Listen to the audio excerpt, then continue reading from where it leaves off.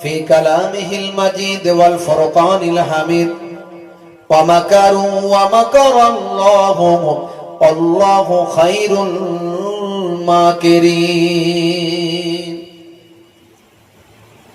শ্রদ্ধেয় সম্মানীয় আমার ভাইরা বাপজিরা তরুণ যুবকেরা পর্দার আড়ালে আমার মায়েরা বোনেরা ওয়াজ শুনছেন খুব অল্প সময়ের জন্য কিছু আলোচনা সংক্ষেপ লম্বা চওড়া নয় দীর্ঘ সময় নয় হে তরুণ যুবকেরা হে আমার বন্ধুরা হে আমার মুরব্বিয়ানেরা শুনে রেখে দিন বাবা জেনে রেখে দিন বাবা ওয়াজ শুনবেন কেন ওয়াজ শোনার কারণ কি কি জন্য শুনবেন আলোচনায় কেন বসবেন আমার আপনার কোরআন মাজিদের ভিতরে আমার আল্লাহ জানিয়ে দেন হে দুনিয়ার মানুষ শুনে রেখে দাও আমি আমার নবীকে কি বললাম কোরআন মাজিদে আমার আল্লাহ লিপিবদ্ধ করলেন ফাযাক্কির ফাইন্নায যিকরা তানফাউল মুমিনিন you keep telling believers will benefit হে তরুণ যুবকেরা আমার আল্লাহ বললেন হে নবী আপনি ওয়াজ করতে থাকুন হে নবী আপনি ওয়াজ করতে থাকুন ওয়াজ করতে থাকুন আপনার ওয়াজটা ঈমানদারদের উপকারে লাগবে আল্লাহর নবী ওয়াজ করেছিলেন হযরতে আবু বকর হুজুরের উপকারে লেগেছিল আল্লাহর নবী ওয়াজ করেছিলেন হযরতে ওমর ফারুক হুজুরের উপকারে লেগেছিল আল্লাহর নবী ওয়াজ করেছিলেন হযরতে ওসমান জিন্নুরাইনের উপকারে লেগেছিল আল্লাহর নবী ওয়াজ করেছিলেন হযরতে আলী মুর্তজা হুজুরের উপকারে লেগেছিল আল্লাহর নবী ওয়াজ করেছিলেন আবু জাহিলের উপকারে লাগেনি আল্লাহর নবী ওয়াজ করেছিলেন আবু লাহাব উতবা সাইবার উপকার হয়নি অর্থাৎ ওয়াজ করলেই মানুষ হেদায়েত হবে এমনটা নয় আমার আল্লাহ যাকে হেদায়েত করবেন তিনি তো হেদায়েত হবে ওয়াজ করলেই যে লোকে হেদায়েত হবে এমন নয় বুঝতে পারছেন 60 বছর ধরে ওয়াজ শুনছে এখনো চাচা নামাজ পড়ে না আছে না নাই ছাগলও ছুটছে চাচাও ছুটছে ছাগলও ছুটছে চাচাও ছুটছে ছাগল ছুটে ছুটে মসজিদে ঢুকে গেছে এখন আসরের নামাজ পড়ে মুসল্লিরা বেরোচ্ছে দেখছে মসজিদে ছাগল ঢুকেছে আর মুসল্লিরা বলছে হাট হাট ছি ছি ছি ইস ইস ছাগল ঢুকে গেছে কোথা থেকে এলো কার ছাগল রে বাবু তারা তারা তারা কোথা থেকে কোন পায়ে এসে মসজিদে ঢুকে বললো নামাজিরা নামাজ পড়বে চাচা ছুটে ছুটে ছুটে ছুটে গিয়ে মসজিদে না ঢুকে ওই সিঁড়িতে দাঁড়িয়ে আছে দাঁড়িয়ে দাঁড়িয়ে শুনছে যে মুসল্লিরা এইভাবে ছাগলটাকে তাড়াচ্ছে চাচা তখন রেগে গিয়ে বলছে হ্যাঁ গা তোমাদের কি কোনো জ্ঞান গম্য নেই বলে কেন একটু ছাগল একটা অবেলা জানোয়ার উঠে পড়েছে না হলে তাকে একটু ভালোভাবে বলো একটু ভালো ভাষায় তারাও ছি থা থো হই হাই এরা করছো কেন একটু ভদ্র ভাষায় তাড়াতে পারোনি ওর কি বুদ্ধি আছে বুদ্ধি থাকলে মসজিদে ঢুকতো আমাকে কোনোদিন ঢুকতে দেখেছো চাচার অনেক বুদ্ধি ঢোকে না কোনোদিন বুঝতে পারছো আখেরি জামানা শুধু ওয়াজ শুনলেই তো মানুষ হেদায়েত হবে না বাপ হেদায়েত হওয়ার জন্য চেষ্টা করতে হবে তবে আল্লাহ হেদায়েত করবে আলফি প্রেস পৃথিবী বিখ্যাত একজন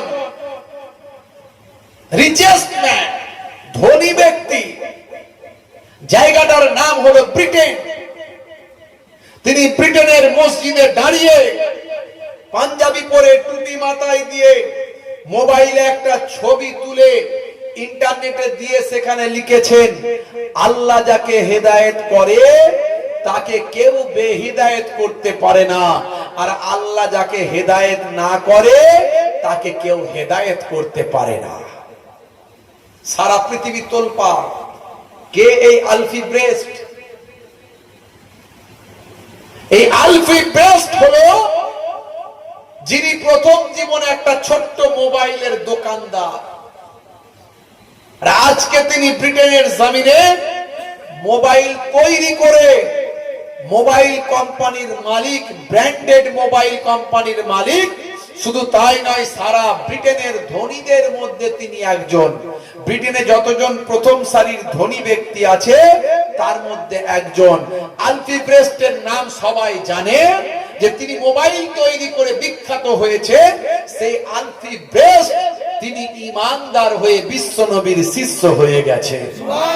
আর লিখে দিয়েছেন, আল্লাহ যাকে হেদায়েত করে তাকে কেউ বেহেদায়েত করতে পারে না, আর আল্লাহ যাকে হেদায়েত না করে তাকে কেউ হেদায়েত করতে পারে না। এখন ভাবুন তো দেখি, আমি যদি হেদায়েত না হয় কেউ হেদায়েত করতে পারবে? হে তরুণ যুবকেরা, হে আমার বন্ধুরা, শুনে রেখে দিন বাবা, জেনে রেখে দেন, হে মুসলমান, আল্লাহ ওয়ালা হয়ে যান বাবা, আল্লাহ ওয়ালা বান্দা আপনি হয়ে যান। আল্লাহ ওয়ালা যদি হতে না পারেন, আল্লাহ ওয়ালা মানুষদের সঙ্গী হয়ে যান, আল্লাহ ওয়ালা মানুষদের জুব্বা হয়ে যান, আল্লাহ ওয়ালা মানুষদের টুপি হয়ে যান, আল্লাহ ওয়ালা মানুষদের জুতো হয়ে যান। হে তরুণ যুবকেরা, কারণ আল্লাহ ওয়ালা মানুষদের সঙ্গী হলেন সেটাও নাজাতের জারিয়া আপনার হয়ে যাবে। হে যুবকেরা, হে আমার বন্ধুরা, শুনে রেখে দিন বাবা, জেনে রেখে দেন, হে মুসলমান, আমার আল্লাহ কোরআন মাজিদের ভিতরে বললেন, আলা ইন্না আউলিয়া আল্লাহি লা খাউফুন আলাইহিম ওয়ালা হুম ইয়াহজানুন। হে তরুণ যুবকেরা, হে আমার বন্ধুরা, আমার আল্লাহ বললেন, যারা আমার বন্ধু হয়ে যায়, আমি আল্লাহ বলি তাদের কোনো ভয় নাই, তাদের কোনো ডর নাই। আমি আল্লাহ বলি তাদের কোনো চিন্তা নাই। আল্লাহ বলছেন তাদের কোনো খৌফ নাই, ডর নাই, যারা আমি আল্লাহ আমার বন্ধু হয়ে যায়। হে তরুণ যুবকেরা, হে আমার মুরব্বিয়ানেরা, সূরার নাম হলো সূরা বাকারা, আয়াত নাম্বার হলো 154। হে তরুণ যুবকেরা, আমার আল্লাহ কোরআন মাজিদের ভিতরে বললেন, হে দুনিয়ার মানুষ শুনে রেখে দাও, জেনে রেখে দাও বাবা, আমি আল্লাহ ঘোষণা করি, ওয়ালা তাকুলু লিমান ইউক্তালু ফি সাবিলিল্লাহি আমওয়াত বাল আহিয়াউ ওয়ালাকিন লা তাশউরুন। জোরে হবে না? আরে জোরে হবে না? বন্ধুরা আমার, তরুণ যুবকেরা আমার, আমার আল্লাহ কোরআন মাজিদের ভিতরে বললেন, যারা আমার প্রকৃত বন্ধু হয়, আমি আল্লাহ বলি তাদের কোনো ভয় নাই, ডর নাই, চিন্তা নাই। আর এই আয়াতে আমার আল্লাহ বললেন, যারা আমার মাহবুব বান্দা হয়, আমার পথে যারা শহীদ হয়েছেন, শাহাদাতের পেয়ালা যারা পান করেছেন, তাদের জন্য আমি আল্লাহ বলি, হে দুনিয়ার মানুষ শুনে রেখে দাও, তাদেরকে তোমরা মৃত বলো না, বরং তারা জীবিত। কেমন করে জীবিত তা তোমরা সেটা জানো না। আল্লাহর মাহবুব বান্দারা যারা শহীদ হয়ে গেছেন, তাদেরকে তোমরা মৃত বলো না, বরং তারা জীবিত। কেমন করে জীবিত তা তোমরা জানো না। জোরে বলুন সুবহানাল্লাহ। বন্ধুরা আমার, তরুণ যুবকেরা আমার, এই জন্যই বলি আল্লাহর কোরআন মাজিদকে নিয়ে সারা পৃথিবীতে তোলপাড় হয়ে যায়, সারা পৃথিবীতে গবেষণা হচ্ছে আল্লাহর কোরআন মাজিদ নিয়ে। সারা পৃথিবীর বড় বড় অথার পণ্ডিতেরা আজকে সেই কোরআন মাজিদ নিয়ে গবেষণা করছেন।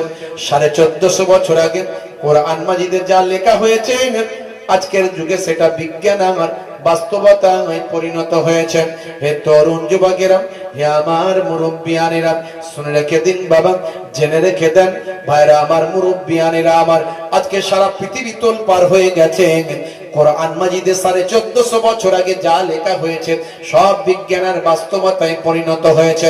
এই জন্য আলফি প্রেস্টের মতো মানুষ, মিস্টার জোসেফের মতো মানুষ, মিস্টার গ্যারি মিলারের মতো মানুষ, মিস্টার জেনিফারের মতো মানুষ, মিস্টার ব্রেইলের মতো মানুষ, কেসিয়াস কেলে, Tyson, Hanuman, Gary Miller, Jennifer.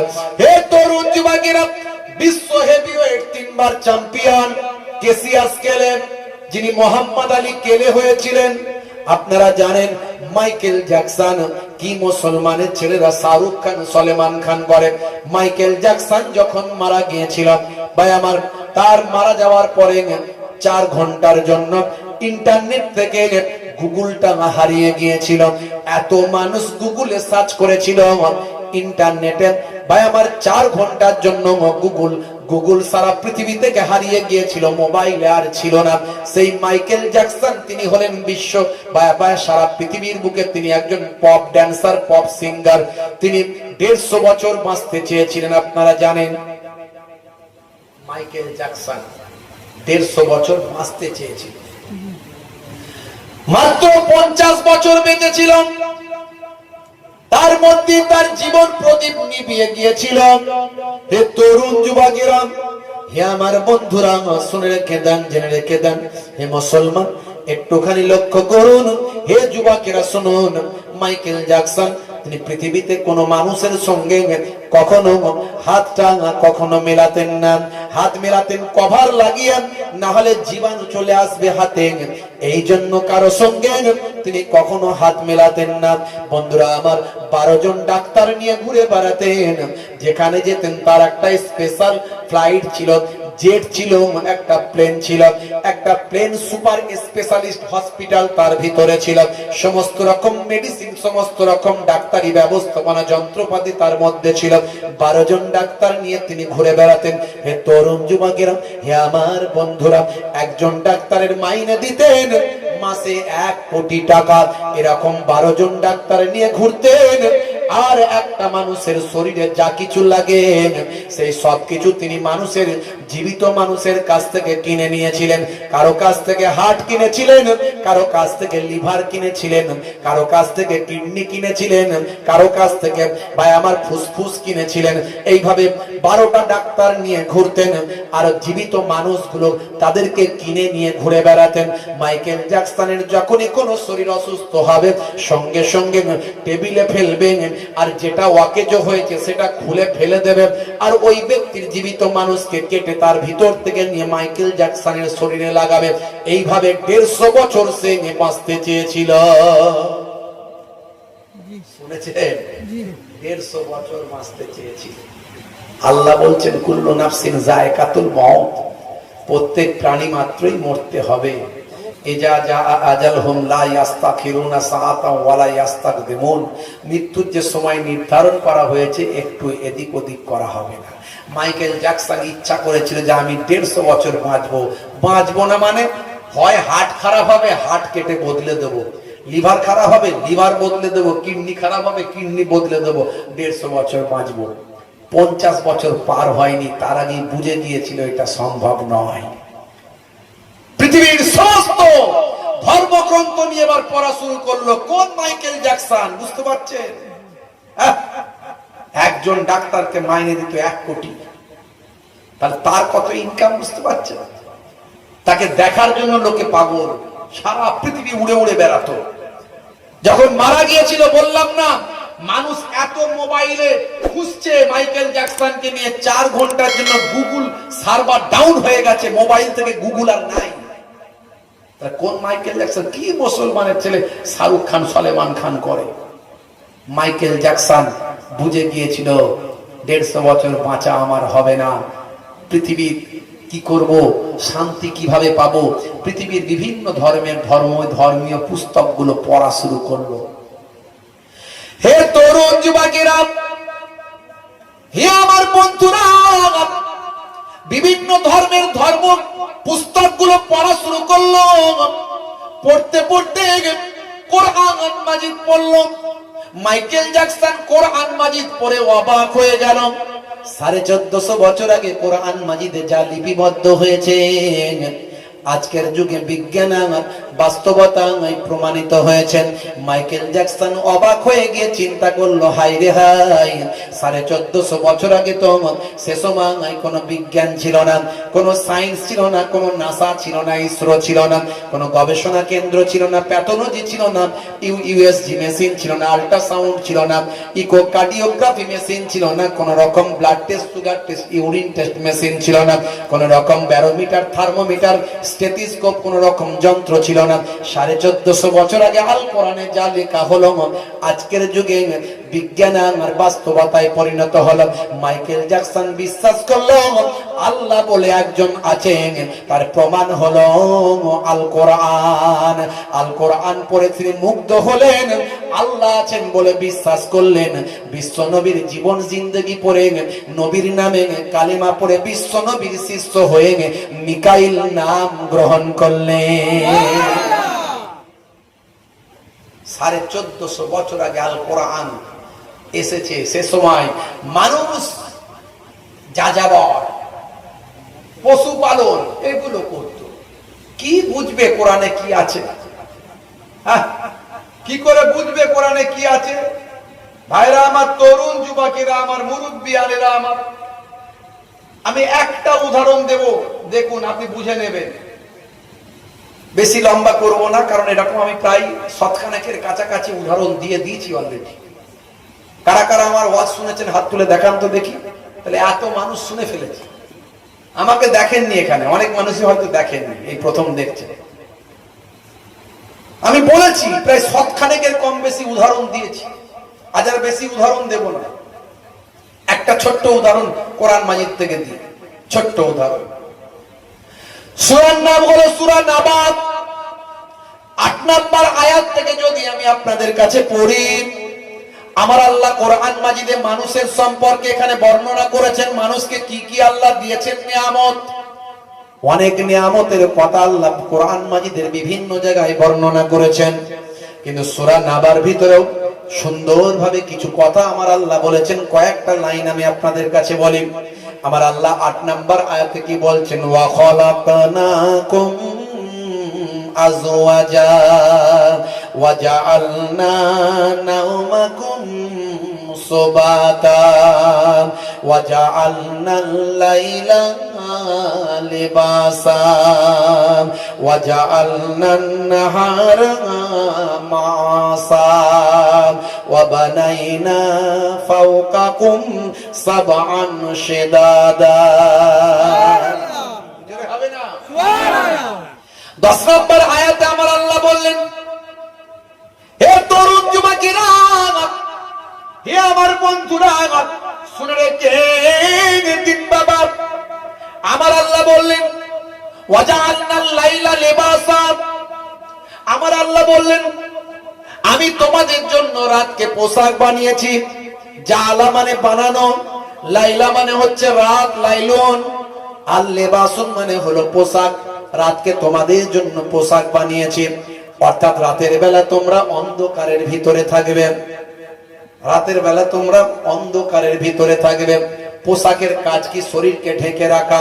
এই যে পোশাক, শরীরকে ঢেকে রাখা, অর্থাৎ রাতকে তোমাদের জন্য পোশাক বানিয়েছি, মানে রাতের বেলা তোমরা অন্ধকারের ভিতরে থাকবে, কারণ রাত তোমাদের ঢেকে রাখবে। বুঝতে পারলেন? হে তরুণ যুবকেরা, কোরআন মাজিদ যখন আপনি বুঝতে পারবেন না, কোরআনের ব্যাখ্যা হাদিসে আল্লাহর নবী করে দিয়েছেন। আমার আল্লাহ কোরআন মাজিদে যা লিপিবদ্ধ করেছেন, আর একটু ডিটেইলস যদি জানতে চান, হাদিস পাকের ভিতরে আপনি চলে যান। আমার আপনার নবী, আখিরি জামানার পয়গম্বর, জগতের শেষ নবী 1450 বছর আগে বলেছেন, আতফিউল মাসাবিহা ইযা রাকাতুম, যখন তোমরা ঘুমাতে যাবে তখন তোমরা আলোটা, লাইটটা বন্ধ করে দেবে। একই কথা। বন্ধুরা আমার, তরুণ যুবকেরা আমার, অনেকে বলে হুজুর আলো বন্ধ করলি ভূত দেখি, আলো বন্ধ করলি ভূত দেখি, ধরতে আসছে। কালো ভূত, ফর্সা ভূত, রোগা ভূত, মোটা ভূত, উড়ন্ত ভূত, ডুবন্ত ভূত, গাছে ভূত, মাটিতে ভূত, ভূতে ভূত, সবাই মিলে একসঙ্গে ধরতে আসছে। কেন ধরতে আসবে না? পেচ্ছাপ করে পানি নাও, হুজুর গন্ডগোল হয়ে যায়, নামাজ পড়ো না হুজুর, এই জুম্মার দিনে 2 রাকাত পড়ি। সর্বনাশ করেছে, ভূত তো তোমাকে আগে ধরবে। ভূত বলে তো কিছু নাই, যা আছে জিন। আজকালকার পোলা দেখো সঠিক পথে চলে না, পিতামাতা গুরুজনের কথা তারা শোনে না। চুলগুলো ছোট ছোট, প্যান্ট শার্ট আটো সাটো, সুজোরা পায়ে দিয়ে, পেছনে ব্যাগ নিয়ে, লাল লাল জুতো পায়ে, চোখে কালো চশমা, দুই চোখ মেলে খোঁজে বেদের মেয়ে জ্যোৎস্না, গায়ে হাতে টাটু আঁকা, হেঁটে চলে আঁকা বাঁকা, গায়ে হাতে টাটু আঁকা, হেঁটে চলে আঁকা বাঁকা, কাছে গেলে দেখা যায় সুস্থ ছেলে না, তিরঙ্গার দুর্গন্ধে টেকা যায় না, তিরঙ্গার দুর্গন্ধে টেকা যায় না। আজকালকার পোলা দেখো সঠিক পথে চলে না, পিতামাতা গুরুজনের কথা তারা শোনে না। যেখানটা বসবে সেখানটা চষে দিয়ে বেরিয়ে যাবে, কুচ কুচ কুচ কুচ। 12 বছর আর ঘাস জন্মাবে না, বুঝতে পারছি? জিভ ঠোঁট দাঁত সব এক, চেনা যায় না কোনটা জিভ কোনটা দাঁত আর কোনটা ঠোঁট। সেদিন একজন বলছে, হুজুর আপনি যা ওয়াজ করেন মিলে গেছে। কি মিলেছে? বলছে একটা ছেলেকে দেখছি এইটুকু এইটুকু করে ভাত খাচ্ছে, আমাদের খাওয়া ফিরিস, তার এখনো এক কোনো খাওয়া হয়নি। বলছি কই ভাই তাড়াতাড়ি খা। বলছে বড় করে হাঁ করতে পারি না, অসুবিধা হয়। কেন? আসলে ওই তিরঙ্গা গুটকা এত খেয়ে খেয়ে খেয়ে খেয়ে এগুলো লাগাম গুলো সব ঘা হয়ে বড় করে হাঁ করলে এগুলো ফেটে যাবে, রক্ত বেরোবে। তাই ওরা ছোট ছোট করে খায়, অল্প অল্প করে খায়, বুঝতে পারছেন? হ্যাঁ, মাঝে মাঝে দেখবেন হুজুর যখন তাকবীর দেয় না তুমি ও আল্লাহু আকবার আস্তে করে বলে, বুঝতে পারছেন? ভালো চলছে ধান্দা, খুব খাচ্ছে রজনীগন্ধা, কারবারে অশান্তি, চালাচ্ছে খুব শান্তি, মন করবে কমল, খাচ্ছে ওরা খুব তারে বিমল। উনি সর্বনা খেয়ে যা, জানিস না ডাস্ট খাচ্ছে, ডাস্ট। বলো কি খাচ্ছে? Dust, chemical. একটু শরীরের উপকার হবে না, মারাত্মক ক্ষতি। বিড়ি সিগারেট যারা খায়, smoking is injurious to health, স্বাস্থ্যের জন্য ক্ষতি। এমন অনেক চেন স্মোকার দেখা যায় যারা খুব তাদের বিড়ি সিগারেট খায়, ওদের অবস্থা এত মারাত্মক মানে জায়গায় পৌঁছে গেছে, নার্ভ সিস্টেমের সঙ্গে এমন অ্যাডজাস্ট হয়েছে যে টয়লেটে গেলে ওপরে ধোঁয়া না মারলে নিচের মাল ক্লিয়ার হয় না। আছে না? নাই আছে। হ্যাঁ, মারাত্মক ভয়ঙ্কর ব্যাপার। এই ফুসফুস ভাই আমার যা কিছু আছে এখানে, লাংস টাংস সব কালো হয়ে সব জ্যাম হয়ে যাবে। Smoking is injurious to health, স্বাস্থ্যের জন্য ক্ষতি, ক্যান্সার হয়ে যাবে। আর যারা ওই তিরঙ্গা গুটকা ঘন ঘন খাচ্ছে, বিশেষ করে জলসার দিনে কমিটির ছেলেরা বেশি খায়, জলসার দিনে কমিটির ছেলেরা বেশি খায়। হুজুর মারাত্মক টেনশন আজকে। কেন রে ভাই? বলে ও হুজুরে বলবেন না, খেটে খেটে আলা হয়ে গেল, আজ কদিন ধরে চলছে, আজ কিন্তু বিরাট ফাইনাল চলছে হুজুর, মারাত্মক টেনশন। হ্যাঁ, গাড়ি থেকে নেমেছি, কমিটির ছেলে হেড ছুটে ছুটে আসছে, বুঝতে পারছেন? দূর থেকে সর্বনাশ করেছে, মাল ভিতরে ভরে গেছে রে, সর্বনাশ করেছে, বুঝতে পারছেন? এবার কি বিপদে পড়েছি বলেন দেখিনি। কমিটির হেড লোক, এখন সে তো মাল চালাচ্ছে শুধু, বুঝতে পারছেন? এখন কি করবো? এবার আমার কাছে আসছে, মুসাফা করবে। তো মুসাফা করবে, আমার তো আবার এইসব গ্যাস একদম সহ্য হয় না। তিরঙ্গা গুটকা বিড়ি সিগারেট একদম বমি হয়ে যায়। মাঝে মাঝে মজলিস থেকে উঠে পেছনে গিয়ে বিড়ি খেয়ে আসে অনেকে, দেখবে। হ্যাঁ, আর ঠিক আমার নাকে চলে আসবে। এই আগের দিনেও তাই, যেই বলেছি কিছুক্ষণ পরে নাকে বন্ধ এসছে। তাড়াতাড়ি ওকে ভাই সরতে বলো, ভাই সরতে বলো, বিপদ হয়ে গেল। আমার একদম সহ্য হয় না। তো সে আবার আমার সঙ্গে মুসাফা করবে, শুধু সালাম দিলে তো হবে না। এবার আমি কি করি, নিরুপায় হয়ে মুখটাকে ঘুরিয়ে নিয়ে হাতটা বাড়িয়ে দিই। মনে দুঃখ পেয়ে যাবে, কি বলতে কি বলবো, যা তো বলি অজেতে বলি, সামনাসামনি তো বলা যায় না, না কি করবো। তা হাতটা বাড়িয়ে দিই, মুখটাকে ঘুরিয়ে দিই। হ্যাঁ, মুসাফা করবে। যাক, মুসাফাটা করলো করলো বাবা, ঝামেলা মিটে গেল। কিন্তু হলে কি হবে, যেখানে বাঘের ভয় সেখানেই সন্দেহ হয়। ও আবার কানের কাছে এসে বলতো হুজুর দোয়া করবে, তাকে দোয়া করবেন বলতে গিয়ে 3-4 ফোঁটা গায়ে ফেলিয়ে দিবি, সর্বনাশ। বুঝতে পারছেন কি বিপদ বলেন দেখিনি? হ্যাঁ, মুসলমান নেশা মুক্ত জীবন যাপন করুন। 1450 বছর আগে আল্লাহর নবী বলছেন কুল্লু মুসকিরিন হারাম, প্রত্যেক নেশা হলো হারাম। নেশা থেকে জীবন যাপন করুন। হুজুর বেটা ছেলে একটু নেশা না করলে হয়? আমার বেটা ছেলে, বেটা ছেলে কি হয়েছে? তা আমার তো কোনো নেশা নাই, আমাকে কি বেটা ছেলে ছাড়া অন্য কিছু মনে হচ্ছে নাকি? হ্যাঁ, কি বিপদ বলেন দেখিনি? আল্লাহর নবী নেশা করতে বারণ করেছে, সেটা যে ধরনের নেশা হোক, নেশার থেকে বাঁচার চেষ্টা করতে হবে। 1450 বছর আগে আল্লাহর নবীর হাদিস। আজকের সায়েন্স বলছে, বিজ্ঞান বলছে, স্বাস্থ্য বিশেষজ্ঞরা বলছে, যারা নেশামুক্ত জীবন যাপন করে, যাদের নেশা নাই, তাদের আয়ু বেড়ে যায়। কে বলছে? স্বাস্থ্য বিশেষজ্ঞরা বলছে।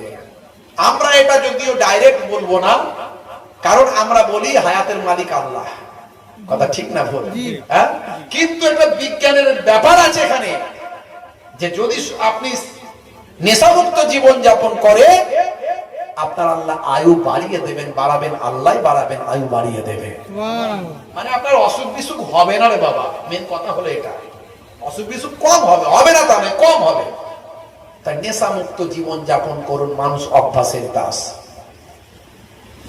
হে তরুণ যুবকেরা, যে আয়াতটা আপনাদের বলছিলাম সূরা নাবা 10 নম্বর আয়াত, আল্লাহ বললেন রাতের বেলা অন্ধকারের ভিতরে থাকো, রাতকে তোমাদের জন্য পোশাক বানিয়েছি। আল্লাহর নবী বলছেন, যখন তুমি রাতের বেলা ঘুমাতে যাবে, লাইটটা তুমি বন্ধ করে দেবেন। 1450 বছর আগের কথা এগুলো, যে সময় কোনো নাসা ছিল না, যে সময় কোনো ইসরো ছিল না, কোনো গবেষণা কেন্দ্র ছিল না, কোনো বিজ্ঞানের বাপের জন্ম হয়নি। সে সময় 1450 বছর আগে আল্লাহর নবী অন্ধকারের ভিতরে থাকতে বললেন। আজকে বিজ্ঞানের জন্ম হলো, সায়েন্স বলল, বিজ্ঞানীরা বলল, স্বাস্থ্য বিশেষজ্ঞরা বলল, মানুষ যখন ঘুমিয়ে যায়, গভীর ঘুমে যদি আচ্ছন্ন থাকে, আর ঘরটা যদি অন্ধকারের ভিতরে যদি ঘুমায়, তখন মাথার পেছন সাইড থেকে একটা হরমোন বের হয়। এই হরমোনটা বের হয়, চোখ যদি সিগন্যাল দেয়, চোখ বলবে অন্ধকার, ব্রেন বলবে আমি ঘুমিয়ে আছি, সমস্ত কোষগুলো শান্ত হয়ে আছে। মাথার পেছন সাইড থেকে একটা হরমোন বের হয়, হরমোনটা বের হয়ে রক্তের সঙ্গে মিশে যায়, রক্তের সঙ্গে মিশে গিয়ে ওই হরমোনটা কি কাজ করে শোনেন। আপনার আমার শরীরকে ক্যান্সারের মতো ভয়ঙ্কর জীবাণু থেকে শরীরকে বাঁচায়। ভাবুন, 1450 বছর আগে তখন ক্যান্সারের নামই কেউ জানে না। তখন আল্লাহর নবী বলছেন, অন্ধকারের ভিতরে লাইট বন্ধ করে ঘুমাও, আর আল্লাহ বলছেন রাতকে তোমাদের জন্য পোশাক বানিয়েছি। একটু গবেষণা করলে মাথা আপনার চিন্তা করতে পারবেন না যে কি আল্লাহর কোরআনের নিয়ামত। আল কোরআন মাজিদ কেমন অলৌকিক কিতাব। আমরা আল্লাহকে দেখিনি, নবীকে দেখিনি, কিন্তু কোরআন মাজিদ দেখছি। কোরআন মাজিদ যতদিন আছে, আমার আপনার জন্য অলৌকিকত্ব, আমার আপনার জন্য মুজিজা, দৃষ্টান্ত। এটা আমি একটা উদাহরণ দিলাম। আমার মায়েরা ভাত যখন চেক করে, হাঁড়ির ভাত হয়েছে নাকি, কটা টেপে? একটা না 20টা? একটা টেপে। আমি একটা উদাহরণ দিলাম, তার মানে এরকম 20টা আমি উদাহরণ দিয়ে দেবো এক্ষুনি ইনশাআল্লাহ। আমার আছে ইন্টারনেটে, ইন্টারনেটে আমার বক্তব্য আপনারা খুঁজলে পাবেন 20-25 হাজার বক্তব্য আছে, একটা দুটো নয়, হাজার হাজার, 20-25 হাজার বক্তব্য আছে। আর আমি এরকম উদাহরণ সখানে কম বেশি দিয়ে রেখেছি। এগুলো খুঁজে খুঁজে বের করতে হয় আমাকে। ভাববে না যে আমার কাছে আল্লাহ থেকে ওহি চলে আসে, মনে হয় সে নবীদের কাছে আসতো, আমার কাছে ওহি আসে না। কিন্তু আমাকে এগুলো স্টাডি করতে হয়, পড়াশোনা করে বের করতে হয় সব তথ্য। আরেকটা উদাহরণ দেব বলে প্রথমেই বলেছিলাম। এই কথাগুলো কেন বলছি, তার কারণ হলো আপনার ঈমানকে মজবুত করুন, কোরআনকে বিশ্বাস করুন। যারা নামাজি নয়, বেনামাজি, যারা ইসলাম ঠিক মতো মানে না, তারা কোরআন নিয়ে গবেষণা করো আর বিশ্বনবীর শিষ্য হয়ে যাও। পৃথিবীর বড় বড় বিজ্ঞানীরা আর পণ্ডিতেরা আজকে বিশ্বনবীর শিষ্য হয়ে যাচ্ছে। যত দিন যাচ্ছে তত মানুষ কোরআন মাজিদ নিয়ে স্টাডি করছে, যত কোরআনকে নিয়ে গবেষণা হচ্ছে, সারা পৃথিবীতে তোলপাড় হচ্ছে। কোরআন মাজিদের এক একটা লাইনকে নিয়ে মানুষ ভুল ব্যাখ্যা করছে। সেই ভুল ব্যাখ্যাগুলো তাদের শুধরে যাচ্ছে যখন তারা কোরআন মাজিদ পড়াশোনা করছে। আগে আর পরে যখন পড়ছে, তাদের ভুল ব্যাখ্যাগুলো দূর হয়ে যাচ্ছে। কোরআন মাজিদ শান্তির কথা বলেছে, সম্প্রীতির কথা বলেছে, ভ্রাতৃত্বের কথা বলেছে, মানবিকতার কথা বলেছে, মনুষ্যত্বের কথা বলেছে। সারা পৃথিবীর মানুষ রক্তের সম্পর্কে একে অপরের ভাই, এটা কোরআনই ঘোষণা দিয়েছে। এই যে দেখছেন না, সাম্প্রদায়িকতার রাজনীতি হচ্ছে, হিন্দু মুসলিম, হিন্দু মুসলিম, হ্যাঁ, এক একটা লাইন তুলে নিয়ে ভুল ব্যাখ্যা করছে। আরে কোরআন মাজিদ কি একদিনে এসেছে নাকি? 23 বছর ধরে এসেছে। 23 বছর ধরে একটু একটু করে নবী পাকের কাছে এসেছে। তো কোরআন মাজিদে অবস্থার পরিপ্রেক্ষিতে জায়গা, স্থান, কাল, পাত্র বিশেষ এসেছে। আর তুমি সেদিনকারের সেই কথাটাকে আজকে যদি একটা লাইনের একটুখানি কেটে নিয়ে গিয়ে লাগাও, এই কোরআন মাজিদ খুন করতে বলেছে, আরে কাদের খুন করতে বলেছিল সেই ইতিহাসটা পড়তে হবে। আর হাজার জায়গায় যে কোরআন মাজিদ বলেছে যে কাউকে নিরীহ মানুষ কারো গায়ে হাত তোলা যাবে না, কোনো মানুষকে মারা যাবে না, অন্যের ধর্মকে সম্মান করতে হবে, অন্যের ধর্মকে রেসপেক্ট করতে হবে।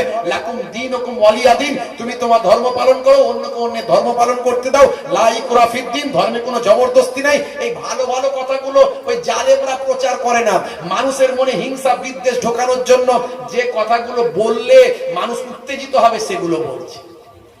আর 23 বছর ধরে কোরআন মাজিদ এসেছে, বুঝতে হবে। বুঝলে বুঝ পাতা, না বুঝলে তেজ পাতা। বুঝলে বুঝ পাতা, না বুঝলে তেজ পাতা।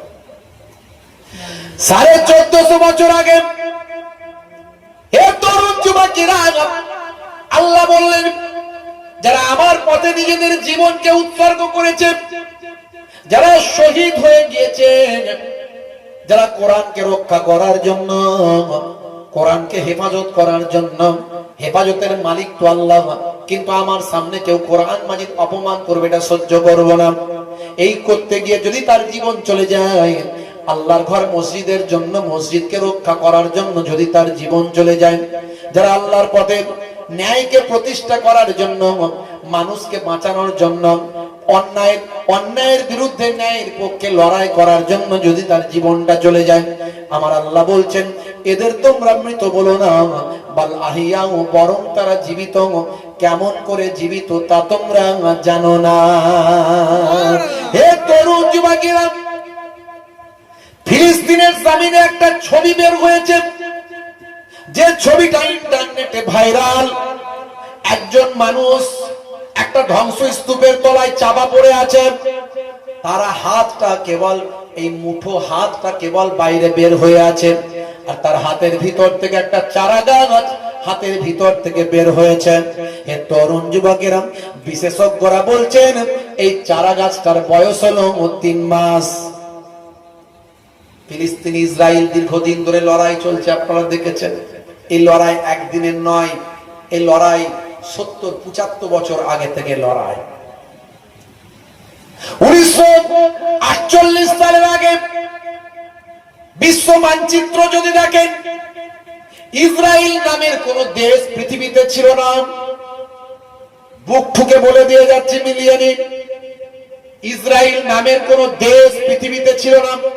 1948 সালের আগে এদের অস্তিত্ব ছিল না পৃথিবীর মানচিত্রে। আমার কাছে ইতিহাসটা শুনুন, ইন্টারনেটে আমি বলেছি 1000 বছরের ইতিহাস বলেছি। ফিলিস্তিন এবং ইসরায়েলের 1000 বছর আগের ইতিহাসটা আমি বলেছি। সংক্ষেপে ছোট্ট করে আপনাদের সামনে বলে দিয়ে যায়। আপনারা জানেন হিটলার 60 লাখ ইহুদিকে হত্যা করেছিল, 10 লাখ ইহুদিকে ছেড়ে দিয়েছিল, আর বলেছিল পৃথিবীর মানুষ আমাকে খারাপ বলবে, কিন্তু আমি 10 লাখকে ছেড়ে দিলাম, কারণ পৃথিবীর মানুষ বুঝতে পারবে আমি কেন 60 লাখকে মেরেছিলাম।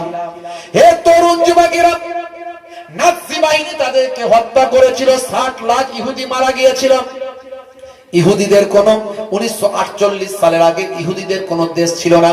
হে তরুণ যুবকেরা, হে আমার বন্ধুরা, তারা পৃথিবীর বিভিন্ন, ইউরোপের বিভিন্ন দেশগুলোতে তারা অল্প অল্প করে থাকতো। তারা যেখানেই থাকতো তারা এতটা অ্যাগ্রেসিভ, এতটা তারা আত্মকেন্দ্রিক, তারা অন্য মানুষের কথা চিন্তা করতো না। তারা প্রত্যেকে নিজেদের আত্মকেন্দ্রিকতা হওয়ার জন্য তারা লাঞ্ছিত, অপমানিত, বঞ্চিত হতো। হে তরুণ যুবকেরা, তাদের মনে দয়া নাই, মায়া নাই। এই ইহুদিরা নবীদের হত্যা করেছে, শহীদ করেছে, ইতিহাস খুললে পাবেন। বন্ধুরা আমার, হে তরুণ যুবকেরা আমার, হযরত ইয়াকুব নবীর 11টা সন্তান আপনারা জানেন, মোট 12টা। তার মধ্যে 2 ভাই একদিকে আর 10 জন আর একদিকে। 2 ভাই হযরত ইউসুফ নবী আর বনিয়ামিন, 2 জন, এক মায়ের ভাই, এক মায়ের 2 সন্তান। আর বাকিরা সব বাকি 10 জন হলো আর এক মায়ের সন্তান। এই 10 ভাইয়ের মধ্যে যে বড় ছিল তার নাম হলো ইয়াহুদা। এই ইয়াহুদা ইউসুফ নবীকে কুয়ায় ফেলেছিল, আপনাদের মনে আছে? এই ইয়াহুদার বংশধরদের ইহুদি বলে, ইতিহাস বলছি। একেবারে তাফসীর খুললে পাবেন, আপনি আসমানি কিতাবগুলো খুললে পাবেন, ইনজিল, তাওরাত, জাবুর, আল কোরআন সব খুললে পাবেন। এই ইয়াহুদার বংশধর, এরা প্রথম থেকে নবীদের সঙ্গে শত্রুতা করে এসেছিল। এরা কোনোদিন সন্তুষ্ট হতে পারেনি। আজ এই ইসরায়েল জানেন না আমি আপনি এখানে বসে আছি, আমি আমাকে আপনাকে কন্ট্রোল করছে ইসরায়েল। আমি কোথায় আছি ওরা জানে।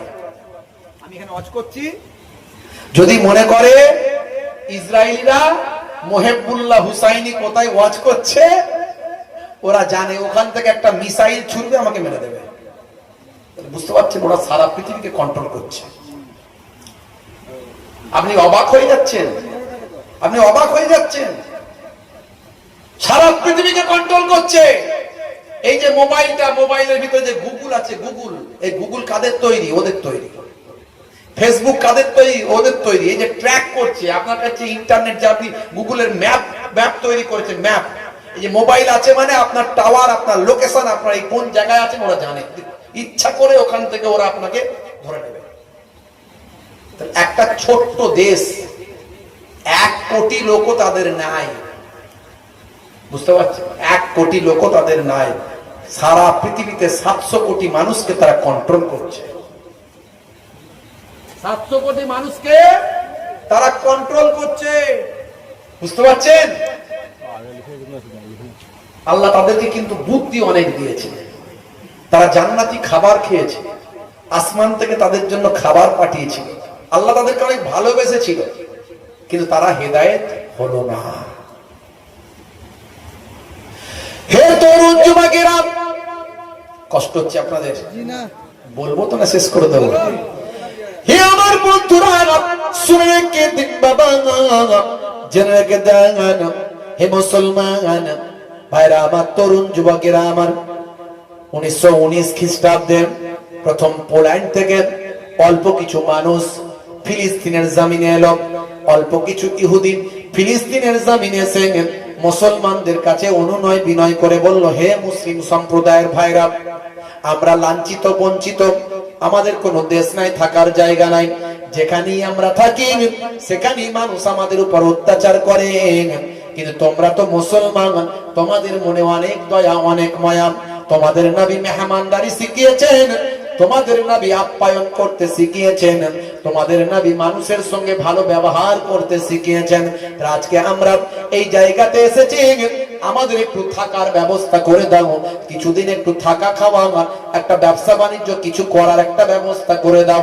আমাদের যদি কোনো ভালো জায়গা ব্যবস্থা হয়ে যায় সেখানে চলে যাব, যতদিন না যেতে পারি তোমাদের এখানে থাকার ব্যবস্থা করে দাও। হে তরুণ যুবকেরা, গাজা থেকে, যে গাজার নাম আপনারা শুনেছেন, সেই গাজা থেকে মাত্র কয়েক কিলোমিটার দূরে কিডবুস বলে নাম, কিডবুস বলে একটা জায়গা, সেই জায়গাতে প্রথম তারা থাকা শুরু করলো। ফিলিস্তিনি মুসলমানেরা নিজেদের জায়গা দিল, নিজেদের জমি দিল, নিজেদের রুজি রুটির ব্যবস্থা দিল, থাকার খাওয়ার ব্যবস্থা তাদের সেখানে করে দিল। এরপরে যে যেখানে আছে সব একখানে জড়ো হতে লাগলো, হয়ে প্রথম জীবনে ভালোই ব্যবহার করত, কিন্তু আস্তে আস্তে তলে তলে তারা আমেরিকার ব্রিটেনের সঙ্গে যোগাযোগ রাখলো। 1948 সালে আমেরিকার ব্রিটেনকে বলল, আমাদের এই জায়গাটা একটা দেশ তৈরি করে দাও। আমেরিকার ব্রিটেন সেই সময় তৎকালীন তুর্কিদের ক্ষমতা ছিল, তুর্কিদের ক্ষমতাকে হাটিয়ে দিয়ে গোটা ফিলিস্তিন জয় করে নিল, নিয়ে ফিলিস্তিনের একটা অংশকে এই ইহুদিদের জন্য ইসরায়েল বানিয়ে দিল আমেরিকা ব্রিটেন, এই 1948 সালে। সেই থেকে একটা দেশ তৈরি হয়ে গেল, বুঝতে পারছেন? মুসলমানরা বলল, আরে বাপ রে বাপ, সর্বনাশ, আমার ঘরে থেকে আমার খেয়ে আমার জায়গা নিয়ে নিচ্ছে, এটা আমরা মেনে নেব না। ব্যাস, লড়াই, সেই থেকে লড়াই শুরু হলো। এই লড়াই 70 বছর, 75 বছর থেকে চলছে। মুসলমানদের সহযোগিতা করার জন্য পৃথিবীতে 61-62টা মুসলিম দেশ আছে, কিন্তু কেউ ভালো করে পাশে দাঁড়ায়নি। আমাদের মুসলমানদের এটা দুর্ভাগ্য, একটা পাড়ায় 10টা মুসলমানের দল আছে না নাই? হ্যাঁ, ই মার খেলে বলে বেটা ঠিক হয়েছে, ও মার খেলে বলে বেটা ঠিক হয়েছে। মা বড্ড বদমাইশ, তবলিগ, ও দেওবন্দি, ও বেরেলি, ও ফুরফুরা, ও আহলে হাদিস, হ্যাঁ, ও সিপিএম এর মুসলমান, ও তৃণমূলের মুসলমান, ও কংগ্রেসের মুসলমান। আর অন্যান্য সম্প্রদায়ের ভিতরে দেখতে যান, ওরা রাতের বেলা, দিনের বেলা সব Trinamool, Congress, CPM, BJP, RSS যা আছে, রাতের বেলা সব একসঙ্গে চা খায় আর বলে সব আমরা এক রে ভাই, যে বিপদে পড়বে পাশে দাঁড়াবো, কোনো অসুবিধা নাই। বুঝতে পারছেন? এই মুসলমানকে সারা জীবন বোকা বানিয়েছে সবাই। সামনে বলে তুই লড়াই করবে যা, তুই তো আমাদের বস, তুই লড়াই করবি। চেয়ারে বসছে অন্যজন, মার খেয়ে মরছে মুসলমান। শিক্ষা আমাদের কম, শিক্ষা থেকে আমরা দূরে সরে আছি। 15% মুসলমান ধনী, 85% মুসলমান গরিব। এই ওয়াকাফের যে সম্পত্তির কথা শোনেন, আমাদের বাপ চোদ্দ পুরুষরা ওই জন্যই টাকাটা দিয়েছিল যে এই 85% গরিব মানুষগুলো একটু উপরের দিকে উঠে আসবে, এদের শিক্ষা, এদের স্বাস্থ্য এইগুলোতে এগিয়ে আসবে। সংখ্যাগুরু সম্প্রদায় যেমন ডেভেলপ করেছে, হিন্দু ভাইদের সঙ্গে তাল মিলিয়ে এরাও একটু চলতে পারবে। যখন মোহাম্মদ আলী জিন্না থেকে শুরু করে, ভাই আমার গান্ধীজি থেকে শুরু করে, বল্লভ ভাই প্যাটেল থেকে শুরু করে আরো সবাই মিলে বসে যখন পূর্ব পাকিস্তান আর পাকিস্তান ভাগ করেছিল মুসলমানদের জন্য, তখন 7 কোটি মুসলমান সেখানে চলে গিয়েছিল, বাকি 4 কোটি এখানে থেকে গিয়েছিল। খান আব্দুল গাফফার খান, মাওলানা আবুল কালাম আজাদ, তারা বলেছিল হে মুসলমানরা তোমরা যাচ্ছ কোথায়? ইংরেজদের সঙ্গে লড়াই করে তোমাদের বাপচোদ্দ পুরুষের কবর তো এই ভারতবর্ষে, ভারতবর্ষে তোমার জন্ম, এখানেই তোমার মৃত্যু হবে, কেন যাচ্ছ পাকিস্তানে? তখন 7 কোটি মানুষ মুসলমান কথা শোনেনি, 4 কোটি মুসলমান নিজেদের আবার আলাদা কোনো দেশ না নিয়ে হিন্দু মুসলমান মিলেমিশে থাকবো বলে বাই চান্স নয়, বাই চয়েস এই হিন্দুস্তানকে তারা গ্রহণ করেছিল। বুঝতে পারছেন? ইতিহাসটা জানতে হবে। এ দেশভাগ মুসলমানেরা করেনি, এটা ভুল তথ্য। দেশভাগ তৎকালীন রাজনীতির নেতারা করেছে। তারা নেতারা কেন করেছিল না, পাকিস্তান, বাংলাদেশ আর এই ভারতবর্ষ সব যদি একসঙ্গে থাকে তাহলে মুসলমান হবে প্রধানমন্ত্রী আর রাষ্ট্রপতি হবে আদিবাসী। এ কেউ হাঁটাতে পারবে না, কারণ ভোটের অঙ্ক তাই বলছে। ভোটের অঙ্ক এমন হবে, বাংলাদেশ পাকিস্তান যে আছে সব, এই সমস্ত অখণ্ড ভারত, এই যদি ভাগ না হতো তাহলে কি হতো? সর্বদাই ভোটে জিততো মুসলমান, হতো প্রধানমন্ত্রী ভারতবর্ষের, আর রাষ্ট্রপতি হতো আদিবাসী, উপপ্রধানমন্ত্রী হতো আদিবাসী। এটা তারা সহ্য করতে পারেনি, কেটে কেটে ভাগ করে দিয়েছে যাতে করে মুসলমান, আদিবাসী এরা ক্ষমতায় না আসতে পারে। আজকে একটা আদিবাসী, একটা মানুষ, তাকে রাষ্ট্রপতি বানানো হয়েছে, তাকে যখন ক্ষমতা দেয়া হয় তাকে আগে শুদ্ধিকরণ করেছে। আদিবাসী বলে কি মানুষ নয় নাকি? তাকে আগে শুদ্ধিকরণ করেছে। তারপরে সংসদ ভবন যখন উদ্বোধন হলো, ওই আদিবাসী সম্প্রদায়ের রাষ্ট্রপতি প্রতিভা ভাই আমার কি যেন পাটেল, ওনাকে আমন্ত্রণ জানানো হলো না, কারণ তিনি আদিবাসী। আজও অবজ্ঞা করে, তারা চাপে পড়ে রাষ্ট্রপতি বানিয়েছে, কিন্তু তাদের মন থেকে ঘৃণা যায়নি।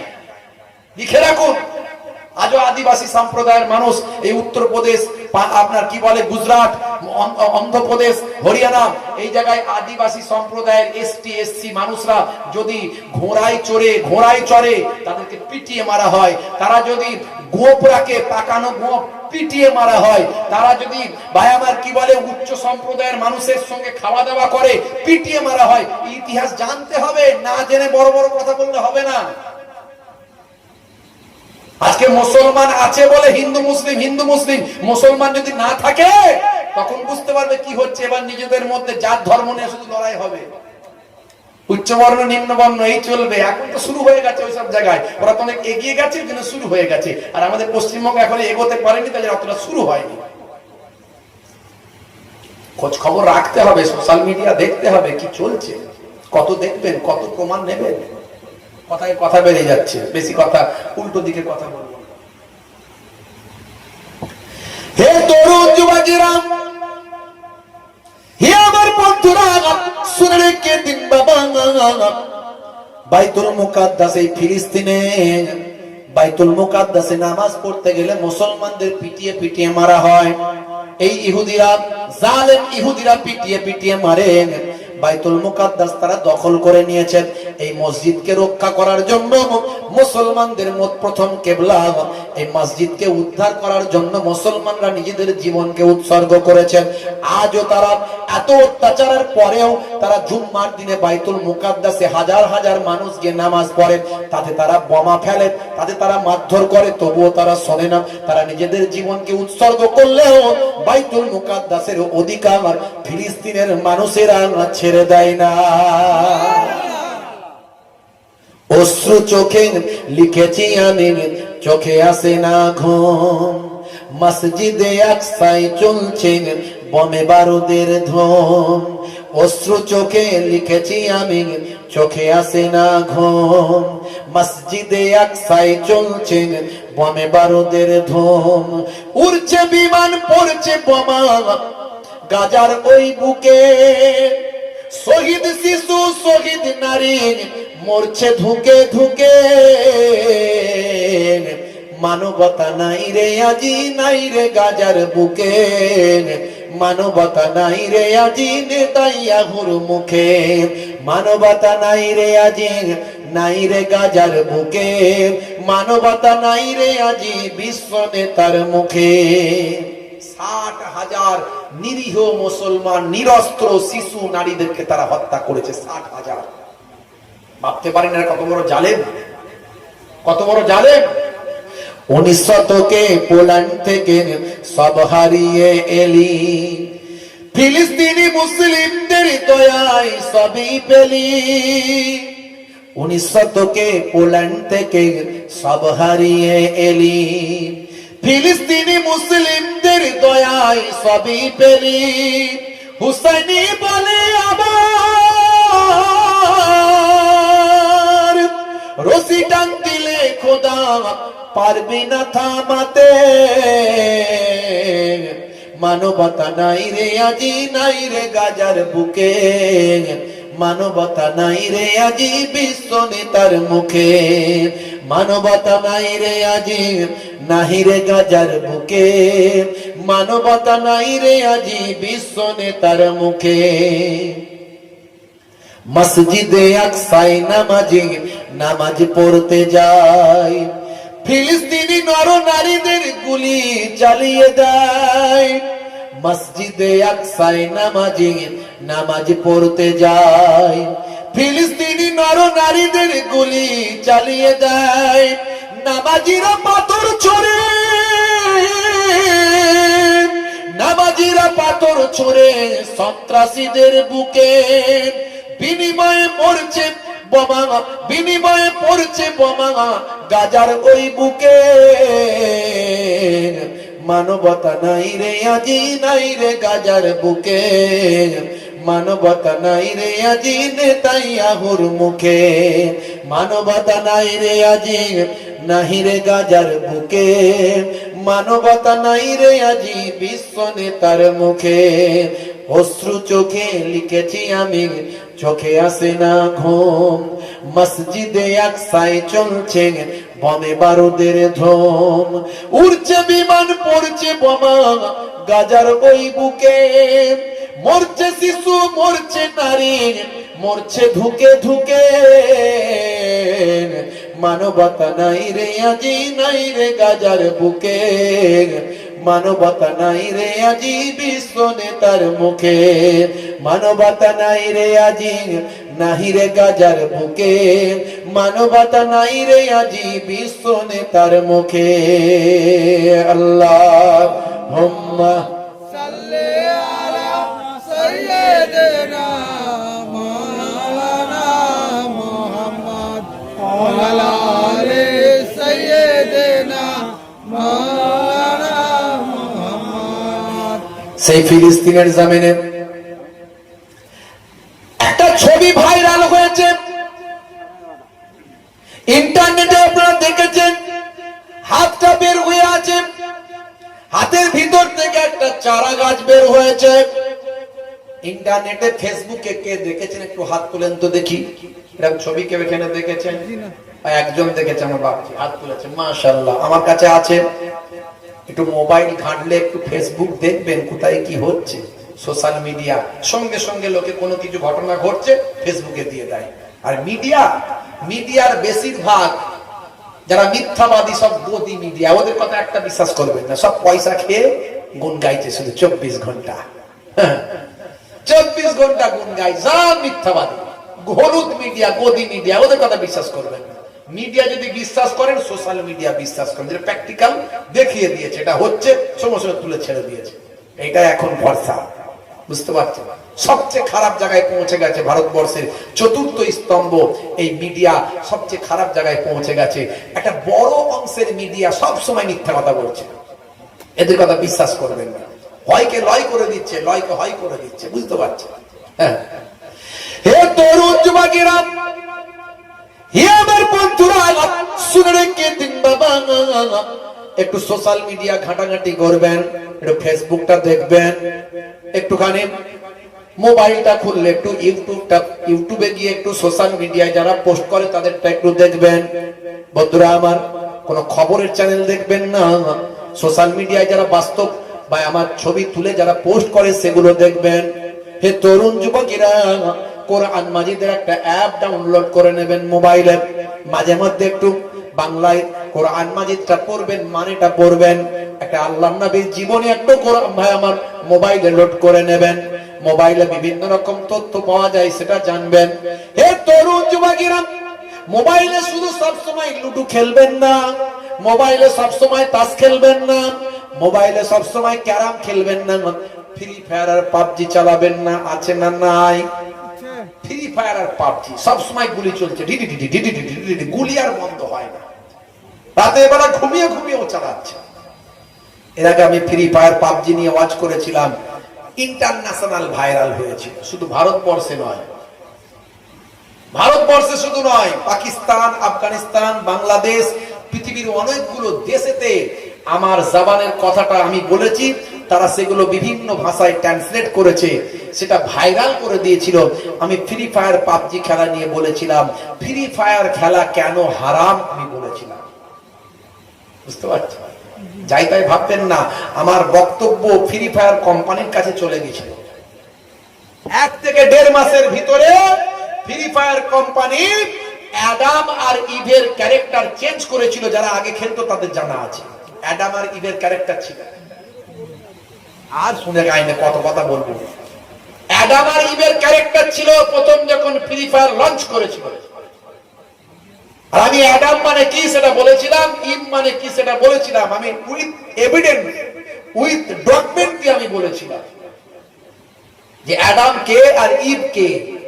অ্যাডাম মানে হযরতে আদম আলাইহিস সালাম, আর ইভ মানে হলো মা হাওয়া আলাইহিস সালাম। এদেরকে গেমের চরিত্রে আনা হয়েছিল। আমি বলেছিলাম, মুসলমান, তুমি যদি মুসলমানের রক্ত তোমার শরীরে থাকে, তোমার জন্য খেলা হারাম। আমি তথ্য দিয়ে বুঝিয়েছিলাম, ডকুমেন্ট দিয়েছিলাম, প্রমাণ দিয়েছিলাম। এতটা ভাইরাল হয়েছিল, লক্ষ লক্ষ ছেলে ফ্রি ফায়ার খেলা, পাবজি খেলা বন্ধ করছিল। কোম্পানির কাছে খবর চলে গেল, কোম্পানি দেখলো সর্বনাশ, তো ব্যবসা লাটে উঠে যাবে, যত খেলবে তত তো আমার লাভ, তো ব্যবসা লাটে উঠে যাবে। 1 থেকে 1.5 মাসের মধ্যে যারা প্রথম খেলতো তারা জানা আছে, 1 থেকে 1.5 মাসের ভিতরে ফ্রি ফায়ার আপনার কোম্পানি আর ওই অ্যাডাম আর ইভের ক্যারেক্টার চেঞ্জ করে দিয়েছিল, পাল্টে দিয়েছিল। জিজ্ঞাসা করুন, ওই যার বক্তব্যের কারণে হয়েছিল, আমি সেই অধম মানুষ আপনাদের সামনে বসে আছি, বুঝতে পারছি? ভাইরা আমার, তরুণ যুবকেরা আমার, তো মোবাইলে এই সব করবেন না বাপ। এই মোবাইলটাকে ভালো কাজে ব্যবহার করুন। রাত দিন গান বাজনা, শুধু ওই সমস্ত সিনেমা, শাহরুখ খান, সলেমান খান, এইসব করে কি পান ভাই? এখান থেকে কিছু জ্ঞান লাভ করুন না, কিছু ভালো ভালো পুস্তক বই লোড করে রাখুন, পড়ুন বাংলা টাইম পেলে। ওলিয়া উলিয়াদের জীবনী, নবীদের জীবনী, মহিলারা মায়েরা একটু এখান থেকে একটু ওয়াজ শুনুন, একটু জানার চেষ্টা করুন, পড়ার চেষ্টা করুন। কোরআন মাজিদের অ্যাপ একটা ডাউনলোড করে রাখুন, পড়ার চেষ্টা করুন, জানার চেষ্টা করুন, জীবনটা ধন্য হয়ে যাবে। এই কোরআন মাজিদ, এই মোবাইলটা আপনাকে টানতে টানতে জান্নাতের দরজায় নিয়ে চলে যাবে। আর মোবাইলটাকে যদি খারাপ ভাবে ব্যবহার করেন, এই মোবাইলই আপনাকে টানতে টানতে জাহান্নামের দরজায় নিয়ে যাবে। মোবাইলটাকে ভালোভাবে ইউটিলাইজ করুন। হে তরুণ যুবকেরা,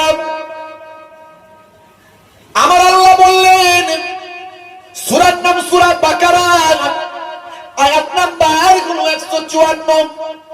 আমার আল্লাহ কোরআন মাজিদের ভিতরে বললেন, ওয়ালা তাকুলু লিমান ইউকতালু ফি সাবিলিল্লাহি আমওয়াত বাল আহইয়াউ ওয়ালাকিন লা তাশউরুন।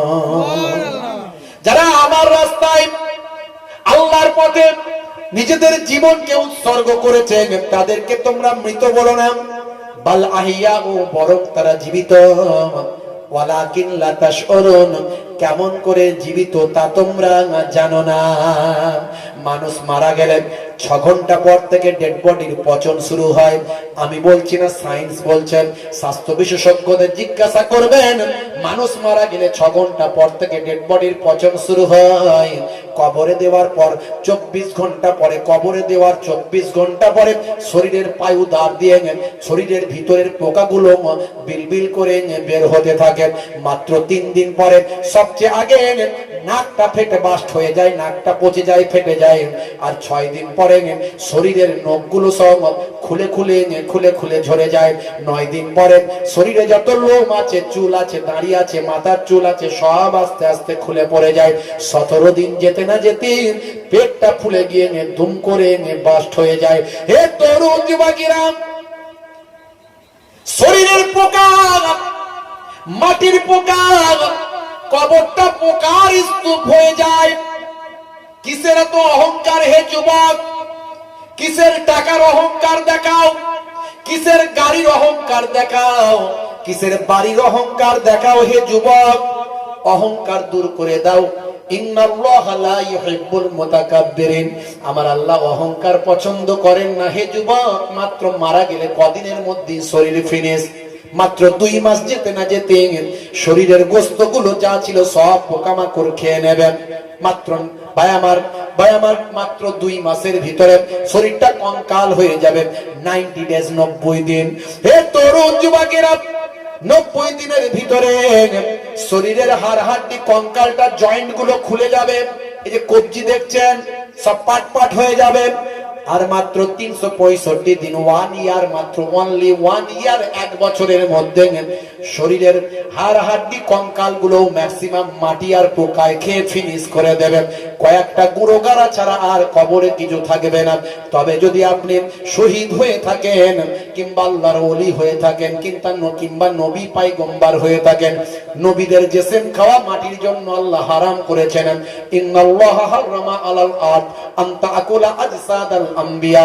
হে তরুণ যুবকেরা, নবীদের জিসম খাওয়া আমার আল্লাহ মাটির জন্য হারাম করেছেন। শহীদরা মরে, মুর্দা মরে, জিন্দা শহীদদের জিসম মাটি খেতে পারে না। আর আল্লাহর ওলি বান্দা যদি আপনি হয়ে যান, আল্লাহ ওয়ালা মানুষদের জিসম মাটি খেতে পারবে না। জোরে হবে না? जमीन मैली नहीं होती, जमन मैला नहीं होता। जमीन मैली नहीं होती, जमन मैला नहीं होता। मोहम्मद के गुलामों का कफन मैला नहीं होता। জোরে হবে না? জোরে হবে না? তরুণ যুবকেরা আমার, হাতটা বের হয়ে আছে, লম্বা ওয়াজ করব না। অনেক ঘটনা আছে, ঘটনার ওয়াজ তো অন্যান্য হুজুররা অনেক করে। আমি ঘটনার ওয়াজ নাই করলাম, একটু বিজ্ঞান বাস্তব নিয়ে বলছি। বেশি বিজ্ঞান বাস্তব ইতিহাস নিয়ে বলি আমি, আপনারা জানেন। হাতটা বের হয়ে আছে। হে তরুণ যুবকেরা, ফিলিস্তিনের জমিনে 60,000 মানুষ জীবন শহীদ হয়ে গেছে।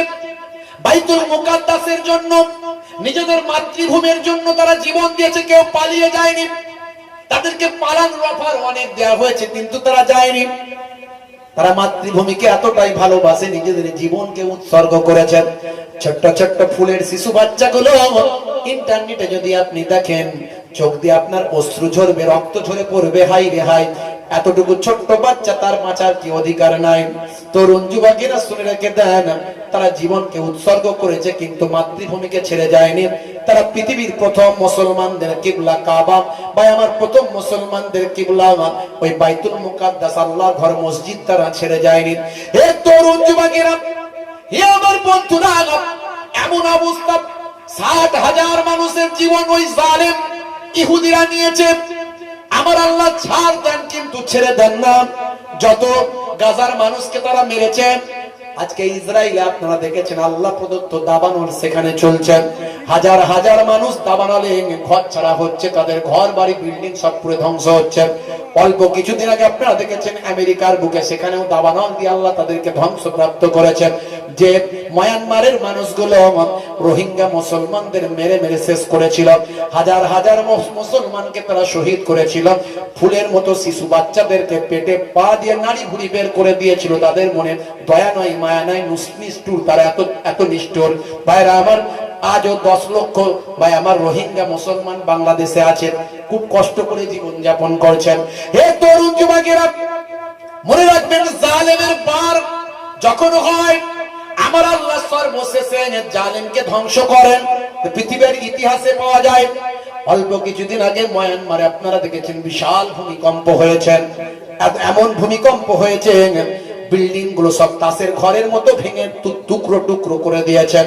তারা সরকারি ভাবে বলেছে 10,000 মানুষ মারা গেছে, কিন্তু বেসরকারি মতে প্রায় 50,000 ছাপিয়ে গেছেন। অর্থাৎ আল্লাহ ছাড় দেন কিন্তু ছেড়ে দেন না। কোন মানুষের মৃত্যু আমরা কামনা করি না।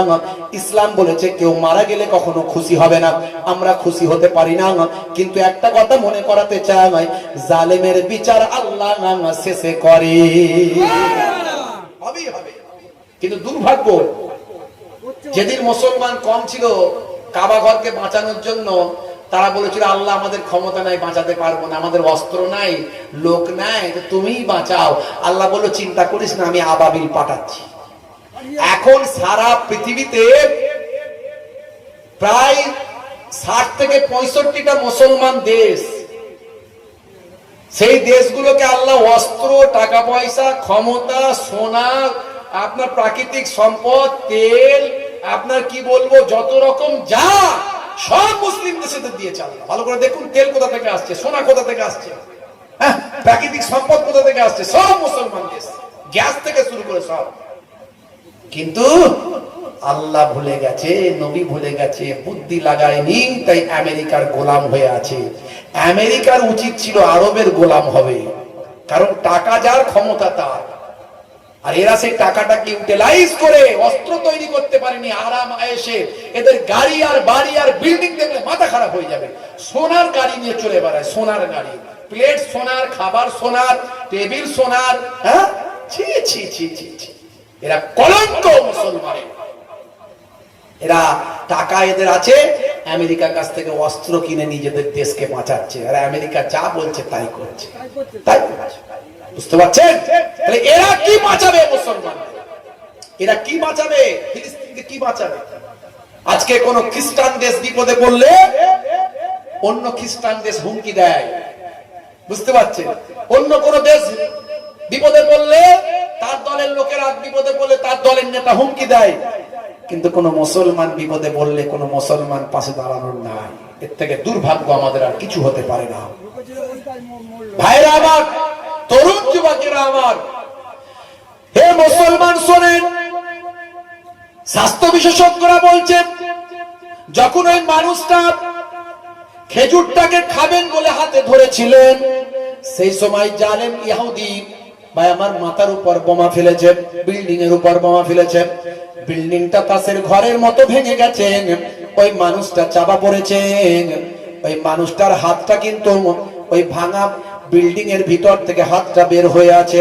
ওই হাতের ভিতরে একটা খাজুর ছিল, ওই খাজুরটা বাবা ভাই আমার 3 মাস পার হয়ে গেছে, সেখান থেকে চারা গাছ বের হয়েছে। এই চারা গাছ বের হয়েছে, চারা গাছটা দেখে বিশেষজ্ঞরা বলেন ওই মানুষটা 3 মাস আগে মারা গেছে, কিন্তু বড় আশ্চর্যের বিষয় হলো 3 মাস আগে মারা গেলেও হাতটা তার একই রকম, যেন মনে হচ্ছে মানুষটা ঘুমিয়ে আছে। হাতটা তার পচে না, গলে না, সরে না, পাখিতেও খায় না, কোন রকম পোকামাকড় হয় না, যেন মনে হচ্ছে ঘুমিয়ে আছে। ওই গাছটা দেখে বিশেষজ্ঞরা বলে 3 মাস বয়স হয়েছে, মানুষটা মারা গেছে। গাছটার বয়স 3 মাস হয়ে গেছে, মানুষটা যখন মরেছিল আজ থেকে 3 মাস হয়ে গেছে, কিন্তু মানুষটা যেন মনে হচ্ছে ঘুমিয়ে আছে। অর্থাৎ আল্লাহর কোরআন বলেছেন শহীদরা মরে মুর্দা নন, মরে জিন্দা। কেমন করে জীবিত তা তোমরা জানো না। মানুষটা এমন ভাবে পড়ে আছে, ডেড বডিটা তার চাপা পড়ে আছে, হাতটা বের হয়ে আছে, ওই হাতটা যেন দেখে মনে হচ্ছে মানুষটা ঘুমিয়ে আছে, মানুষটা মরে না বরং জিন্দা। আল্লাহ 1450 বছর আগে বলেছেন যারা আল্লাহর পথে জীবন দেয় তারা মরে মুর্দা নন, মরে জিন্দা। কোরআনের কথা সব মিলে যায়। কত উদাহরণ আমি আপনাদের দেব ভাইরা আমার, বেশি উদাহরণ দেওয়া আর লাগবে না, কয়েকটি উদাহরণ আমি আপনাদের দিয়েছি। এই দিয়ে কি বলতে চাইছি যে কোরআন মাজিদকে বোঝার চেষ্টা করুন, নিজেদের ঈমানকে মজবুত করুন। যদি বলেন কোরআন সত্য, তাহলে আর কোরআন যদি সত্য হয়, হে তরুণ যুবকেরা, তাহলে কোরআন মাজিদ আপনাকে মানতে হবে। সে কোরআন মাজিদের ইবাদতের ব্যাপারে সবচেয়ে বড় ইবাদতের কথা যেটা বেশি লেখা আছে সেটা হলো বান্দা নামাজ পড়ো, ওয়াকিমুস সালাত ওয়া আতুজ যাকাত ওয়া আরকাউ মা'আর রাকিন। তোমরা সালাতটা আদায় করো, যাকাতটা প্রদান করো, রুকুকারীদের সঙ্গে রুকুটা করো, অর্থাৎ জামাতে নামাজটা আদায় করো। নামাজ ছেড়ে দিলে হবে না। সেই কোরআন মাজিদে সবচেয়ে বেশি বলা হয়েছে নামাজের কথা। ওয়াকিমুস সালাত 82 বার নামাজের কথা বলা হয়েছে। নামাজ ছেড়ে দেবেন না। বাপজি আমার, নামাজ পড়লে কি লাভ? আল্লাহ বলছেন হে মুয়াজ্জিন বলে দাও বান্দা নামাজ পড়লে কি হবে। মুয়াজ্জিন আযান দিয়ে ডেকে দেয়, কি ডেকে কি বলেন? হাইয়া আলাস সালাম,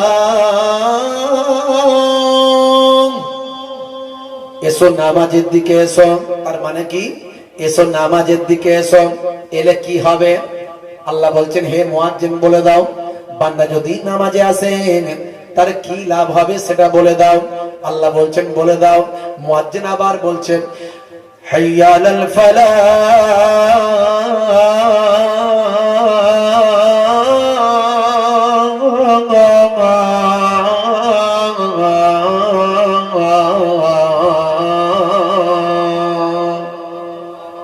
বান্দা যদি নামাজে আসে হে মুয়াজ্জিন বলে দাও আমি আল্লাহ তাকে কামিয়াবি, কল্যাণ কামিয়াবি তাকে দান করে দেব। নামাজে এলে আপনি কামিয়াবি হবেন। আপনি ফসল চাষ করেছেন, ফসল চাষ করার মালিক আপনি, কিন্তু ফলানোর মালিক তিনি। ফলানোর মালিক কে? আল্লাহ আপনার ফসলে কামিয়াবি দেবে। তবে মাঝে মাঝে পরীক্ষাও নিতে পারে। নাসাবারি করলে হবে না, সবসময় পাবো আর একবার লস হলে নাসাবারি করবো, আল্লাহ দেখতে চান মাঝে মাঝে। বুঝতে পারছেন? আপনি চাকরির পরীক্ষা দিয়েছেন, চাকরিটা আপনাকে পাওয়ানোর মালিক কে? আল্লাহ। আপনি ব্যবসা করেছেন, ব্যবসায় উন্নতি দেওয়ার মালিক কে? আল্লাহ।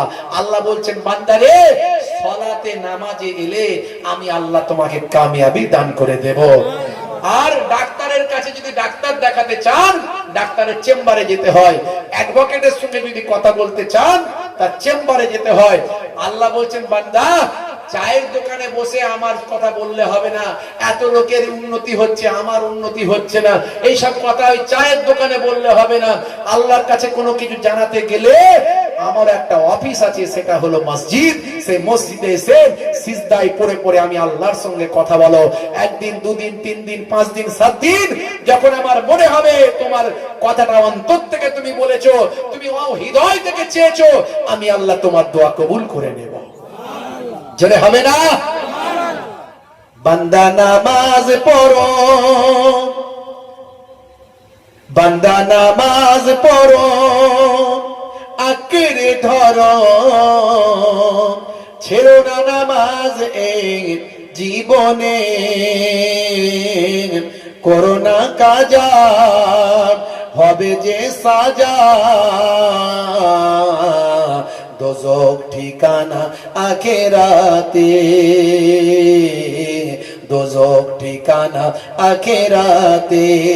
বান্দা নামাজ পড়ো আঁকড়ে ধরো, ছেড়ো না নামাজ এই জীবনে, করো না কাজা হবে যে সাজা। দোজক ঠিকানা আখেরাতে, দোজক ঠিকানা আখেরাতে। ফজর গেল ঘুমে ঘুমে, জোহর বেলাতে কাজ। ফজরের সময় হুজুর ঘুমিয়ে ঘুমিয়ে চলে যায়, আর জোহর বেলা কাজ করব না নামাজ। বলুন তো হুজুর কি করব? ফজর গেল ঘুমে ঘুমে, জোহর বেলাতে কাজ। আসর গেল তাসার আড্ডায়, মাগরিব হেলা ফেলায়। নামাজ তোমার সঙ্গের সাথী, নামাজ হলো গোরের বাতি। নামাজ বিনা এই দুনিয়ায় সবই যে বৃথা। বান্দা নামাজ পড়ো আঁকড়ে ধরো, ছেড়ো না নামাজ এই জীবনে, করো না কাজা হবে যে সাজা। দোজক ঠিকানা আখেরাতে, দোজক ঠিকানা আখেরাতে। আল্লাহ তাআলা আমাদের দোজকের ঠিকানা থেকে হেফাজত করুন, জাহান্নাম দোজক থেকে আমাদের মুক্তি দান করুন। বলুন আল্লাহুম্মা আমিন, বলুন আল্লাহুম্মা আমিন। আমি কোরআন মাজিদকে সত্য প্রমাণ করার জন্য কিছু উদাহরণ দিয়েছি। যদি সত্য বলে মনে করেন, তাহলে কোরআনের সবচেয়ে বড় নির্দেশ হলো বান্দা নামাজ পড়ো। কারা কারা নামাজি হবে একটু হাত তুলে দেখান। মাশাআল্লাহ, আল্লাহ ক্যান্সার দিতে পারে, টিউমার, প্যারালাইজ, হার্ট অ্যাটাক দিতে পারে। হাত তোলেন, হাত তোলেন, হাত তোলেন, হাত তোলেন। নারে তাকবীর, নারে তাকবীর, নারে তাকবীর।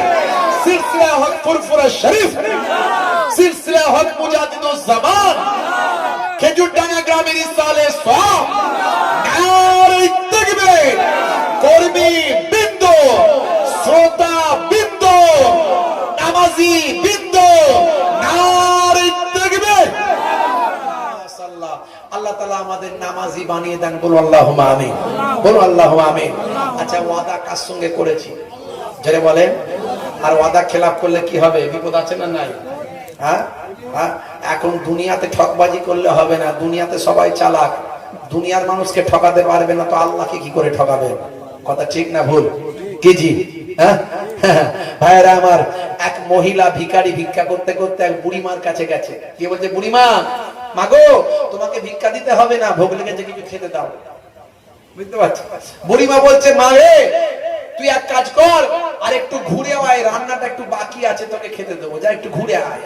বলছে, মাগো এত ঘুরে টুরে এসে আবার দাঁড়িয়ে থাকার সময় হবে না, তুমি এক কাজ করো, আমার ফোন নাম্বারটা নিয়ে নাও, একটু মিস কল মেরে দেবে।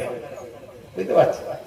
তো বুড়িমাও তো আজকালকার বুড়িমা, সে বলছে, মারে এত মিস কল টিসকল মারার কিছু দরকার নাই, আমি এক কাজ করব, আমি হোয়াটসঅ্যাপে ছবি তুলে পাঠিয়ে দেবো, তুই ডাউনলোড করে খেয়ে নিবি।